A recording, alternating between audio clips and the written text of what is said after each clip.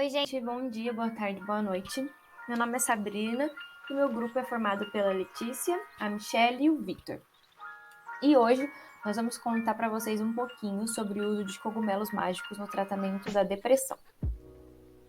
Primeiramente, para a gente entrar nessa discussão, é importante a gente falar um pouquinho o que é um cogumelo. É a estrutura de reprodução aérea formada a partir do micélio dos fungos, também chamado de corpo de frutificação. Então, todos os fungos formam cogumelos? Não, eles são indivíduos comuns dos filos Basidiomycota e Ascomycota. Não são tecidos verdadeiros, mas um compactado de hifas. Então, o fungo em si já existe na região e essa estrutura reprodutiva surge a partir de uma oferta abundante de água e há uma intensa atividade bioquímica nos ápices dessas hifas. Fenômeno que acaba atribuindo aplicações diversas ao cogumelo no ramo gastronômico, comercial, religioso, ritualístico e medicinal.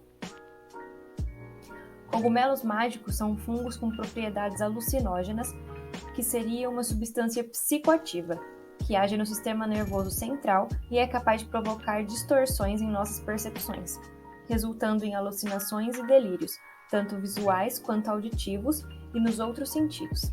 Essas substâncias podem causar também alterações intensas nas emoções e no humor, e a experiência com elas pode variar muito.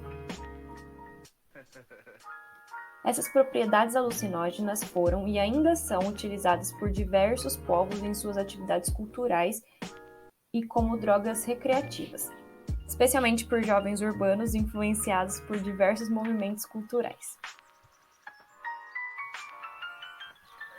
O grupo de fungos que se enquadram nessa classificação é polifilético, ou seja, é uma agrupação informal baseada na produção da psilocibina, um composto psicodélico presente em mais de 200 espécies de cogumelos, principalmente do gênero Psilocybe, assim como Copeland e Pluteus. A psilocibina, após a ingestão, é desfosforilada e se apresenta na forma de psilocina, uma triptamina substituída, ou seja, ela é análoga à serotonina, é a substância psicodélica de fato. Para explicitar seu funcionamento, vamos olhar para a serotonina. Ela representa um papel importante no sistema nervoso central como neurotransmissor na inibição da ira, agressão, temperatura corporal, humor, sono, vômito e apetite, questões diretamente relacionadas com sintomas da depressão. Então, a molécula de psilocibina, por ser muito semelhante à serotonina, pode se conectar a um mesmo receptor de neurônios, o mais proeminente no córtex pré-frontal do cérebro, uma área envolvida no humor, cognição e percepção, produzindo estados não ordinários de consciência, como, por exemplo, ampliação dos sentidos, a euforia, a sinestesia, perda do senso de tempo e muitas experiências místicas. Essas substâncias são proibidas em muitos países atualmente, por serem discriminadas e mal compreendidas pela sociedade. Esse preconceito e desinformação surgiram junto com o movimento hippie nos anos 60, devido a pressões religiosas. Essa é uma droga considerada droga de classe 1, junto com o peiote, por exemplo, pela Convenção de Drogas Psicotrópicas, realizadas em 1971, como um tratado das Nações Unidas que foi elaborado para controlar essas drogas psicoativas. Isso significa que ela é definida como capaz de criar grande risco à saúde pública. Contudo, nos últimos anos, o que vem acontecendo é que diversos estudos vêm quebrando essa ideia sobre os psicodélicos, através da psicoterapia assistida por psicodélicos, ou PAP, onde ocorre o uso da substância sob supervisão profissional como parte de elaborados programas de psicoterapia, que é uma questão que a gente vai elaborar mais adiante, mas que remonta à história da psilocibina. De um ponto de vista histórico, essas substâncias psicodélicas são utilizadas pela população desde muitos anos, mas há controvérsias acerca do início do uso dos cogumelos mágicos. Acredita-se que podem ter sido usados já em 9000 a.C., em culturas de povos originários do norte da África, onde as bases vem sobre as representações de pinturas rupestres, como essa da imagem. O seu uso ele também é confirmado em várias tribos contemporâneas de povos originários da América Central, até mesmo com a descrição de historiadores que chegaram nas Américas, onde encontraram estátuas do que parecem ser cogumelos em ruínas maias e astecas na América Central. Mas, infelizmente, após a conquista espanhola, muitas dessas tradições associadas aos cogumelos foram suprimidas.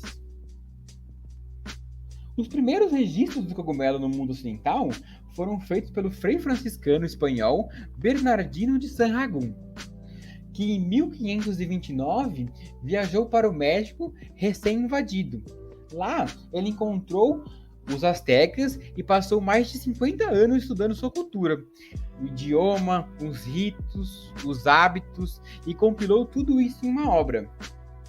Nessa obra, há a citação frequente de uma tal de Teonanacate, que significa carne de Deus na língua asteca. Eram os cogumelos mágicos. Um dos seus relatos dizia: os cogumelos eles comeram com mel. Quando começaram a esquentar, começaram a dançar. Alguns cantaram, alguns choraram. Então, quando a embriaguez dos cogumelos passou, eles falavam uns com os outros sobre as visões que tiveram. Já na medicina europeia, a primeira menção dos cogumelos alucinógenos na literatura foi no London Medical and Psychical Journal, em 1799. Onde, no caso, ele relata que um homem serviu cogumelos Psilocybe semilanciata, que havia sido colhido no Green Park de Londres, para sua família em café da manhã. No início da década de 1970, muitas espécies de cogumelos mágicos foram descritas nas regiões temperadas da América do Norte, da Europa e da Ásia, como representado nesse mapa, e foram amplamente coletadas, vindo de fontes silvestres, se tornaram uma droga que foram amplamente utilizadas. Em 2012, foram desenvolvidos estudos pelos psicofarmacologistas Robin Carhart Harris e David Nutt, da Faculdade Imperial College de Londres, nos quais utilizaram de ressonância magnética funcional, que é capaz de detectar variações no fluxo sanguíneo em resposta à atividade neural, para analisar 15 voluntários saudáveis sob efeitos da psilocibina. Em geral, o que se assume é que os psicodélicos atuam aumentando a atividade neural. Entretanto, os resultados obtidos divergem dessa afirmação, indicando significativa diminuição do fluxo sanguíneo cerebral e a oxigenação venosa, além de diminuir consistentemente o acoplamento de dois centros estruturais principais, o córtex cingulado posterior, responsável pelas conexões das áreas associadas ao controle mais emocional e outras ao controle mais racional, e o córtex pré-frontal medial, associado a decisões de manutenção ou mudança de comportamentos, ambos com relação ao ego e personalidade. Sendo assim, sugere-se que os efeitos subjetivos das drogas psicodélicas são causados pela diminuição da atividade e da conectividade entre alguns dos principais conectores do cérebro. Um segundo estudo realizado pelos mesmos pesquisadores do Imperial College apontou a psilocibina como alternativa promissora para o tratamento de depressão, funcionando de forma diferente do escitalopram, um remédio já usado no tratamento da doença, que auxilia as pessoas no aumento da tolerância a estresse. Enquanto o cogumelo auxilia com a liberação de pensamentos e sentimentos capazes de produzir resultados positivos, permitindo aos pacientes a chegada às raízes dos motivos da depressão. Ainda assim, o tratamento psiquiátrico deve ocorrer de forma concomitante ao consumo da psilocibina. Bom, esse estudo constituiu um exame de 6 semanas com a participação de 59 adultos com depressão, dentre os quais 30 receberam 2 doses de 25 mg de psilocibina com espaçamento de 3 semanas. É importante ressaltar que essa dose é autossuficiente para proporcionar experiências existenciais ou até místicas. E um dia após a primeira dose de psilocibina, o grupo começou a receber um placebo diariamente. Os outros 29 receberam 2 doses baixas ou inativas com o mesmo tempo de espaçamento, ou seja, 3 semanas. Isso é feito na tentativa de evitar diferenças de resultados, dada a expectativa de receber ou não a psilocibina pelo paciente. Porém, um dia após a primeira dose, esse grupo recebeu doses diárias de escitalopram e não o placebo. As sessões de administração da psilocibina duraram 6 horas, nas quais, para o grupo de doses maiores, foram de 3 a 4 horas de viagem. supervisionadas, é claro, por pelo menos 2 profissionais da área de saúde mental. Os participantes ficavam deitados de barriga para cima sobre travesseiros e ouvindo músicas neoclássicas que evocam emoções. Os 2 grupos mostraram, em média, queda na severidade dos sintomas de depressão, de acordo com respostas de formulários completados pelos próprios participantes. A redução, contudo, não diferiu muito entre os grupos, mas nenhum deles apresentou efeitos colaterais. Contudo, a terapia com psilocibina funcionou de forma mais rápida que esse citalopram, de acordo com Carhart Harris, um dos responsáveis pela pesquisa. Segundo ele, estudos em outras escalas mostram sugestões de potencial superioridade em terapias com psilocibina, não apenas em depressão, mas em outros aspectos da saúde. É apontado como grande impeditivo para a execução desse tipo de estudo a falta de financiamento, em especial devido à suspeita pública e sensibilidade política em torno das drogas psicodélicas. Além disso, quanto ao desenho experimental desse estudo em si, também podemos salientar algumas questões problemáticas.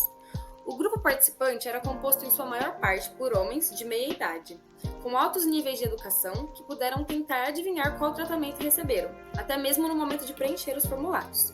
Outra questão foi que nenhum grupo recebeu placebo ou terapia, ou seja, psilocibina ou escitalopram, isoladamente. Nesse caso, não há um grupo controle. Essas questões, as pesquisas indicam que quanto mais pronunciada a experiência mística, mais positivos são os resultados terapêuticos para aliviar a depressão resistente. Ou seja, existe uma estatística de correlação comprovada entre essas duas variáveis. Isso significa que a experiência mística causa uma transformação positiva na psique das pessoas, uma transformação que não pode ser explicada apenas por uma ação farmacológica isolada dos psicodélicos. Isso instiga a ciência a considerar também os relatos subjetivos dos pacientes, os quais, quando somados, formam uma evidência esmagadora de que o significado espiritual dessas experiências é o propulsor das melhorias psicológicas. E o que acontece dentro do cérebro durante esses relatos? Através de imagens do cérebro por ressonância magnética durante sessões com a psilocibina, como citado anteriormente, foi observado que partes do cérebro foram desativadas temporariamente. Essa região é chamada de rede neural padrão. A rede neural padrão é um grupo de áreas que apresentam alta atividade quando surgem 2 grupos de pensamentos típicos do nosso eu: a vida individual, sobre memórias do passado e planejamento do futuro, e a vida coletiva, com pensamentos sobre a sua reputação ou imagem dentro do social, assim como a percepção de intenções e emoções dos outros. Quando a rede neural padrão está desequilibrada, como no caso de pacientes com depressão, vemos que a rede neural está hiperativa, devido ao fato de estarem presos ao ciclo repetitivo de pensamentos negativos e autocentrados, como a culpa do passado, preocupação com o futuro ou a baixa autoestima. Estudos sugerem que, com o uso da psilocibina, ao desativarem a rede neural padrão, nos livra temporariamente desses pensamentos repetidos, abrindo espaço para que novas conexões neurais sejam formadas. Aqui, por exemplo, podemos ver um mapa das conexões de um indivíduo normal e, no segundo caso, um indivíduo que fez o uso da psilocibina. A sabedoria de vivenciar estados de consciência sem o ego são praticados em religiões como o hinduísmo, o taoísmo e o budismo. Judson Brewer é um cientista que usa ressonância magnética para estudar o cérebro de meditadores experientes. Notou que a meditação também gera mudanças neurológicas, semelhantes às observadas nos estudos com psicodélicos, havendo a desativação da rede neural padrão. Conclui-se que o ego é uma estrutura mental que, quando hiperativa, gera depressão e, quando acalmada, proporciona experiências de estabilidade emocional, serenidade e conexão espiritual. Por fim, podemos dizer que, apesar dos psicodélicos serem substâncias biologicamente seguras por serem atóxicas e não causarem dependência, também são substâncias emocionalmente desafiadoras, não recomendadas para pessoas com histórico familiar de bipolaridade e esquizofrenia, assim como não serem recomendadas para o uso em ambientes não supervisionados. Bom, gente, trazendo agora um pouquinho de curiosidade sobre cogumelos mágicos. A palavra psilocibina vem das palavras gregas psilo, que significa careca, e sibi, que significa cabeça. Outra curiosidade são os estudos da Universidade do Arizona que exploram o tratamento do transtorno obsessivo compulsivo, ou TOC, com a psilocibina, com resultados promissores. A psilocibina foi oficialmente identificada e extraída do cogumelo em 1950 pelo químico suíço Albert Hofmann, também conhecido como o pai do LSD, o primeiro a sintetizá-lo, ingeri-lo e estudar seus efeitos. O maluco da bicicletinha, sabe?